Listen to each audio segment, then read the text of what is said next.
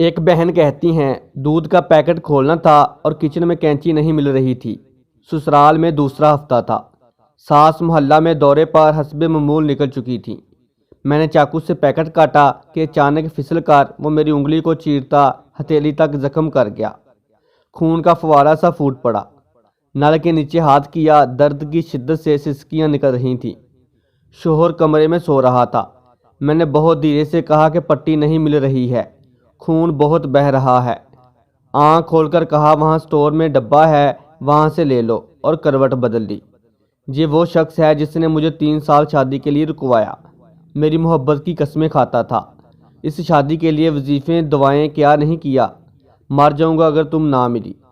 میرے سیدھے ہاتھ پر زخم آیا تھا، الٹے سے میں نے پٹی باندھی پر ٹھیک طرح سے بینڈیج نہیں باندھی گئی۔ میں نے گلی میں جا کر دیکھا ایک عورت گزر رہی تھی۔ میں انہیں بلا کر کہا آنٹی میرے ٹھیک سے پٹی باندھ دیں۔ میری محبت مر گئی، میری روح مر گئی۔ کچھ ماہ بعد اور یہ رشتہ بھی ختم ہو گیا۔ محبت کے دعووں اور حقیقت میں بڑا فرق ہے۔ یہ احساس اور سلوک سے پنپتی ہیں، ادھر تو میسج اور کال پر زندگی بن رہی ہے۔ اس طرح کی مورل سٹوریز، سبق موز اور اردو کہانیوں کے لیے ہمارے چینل کو سبسکرائب، ویڈیو کو لائک اور شیئر کریں۔ شکریہ۔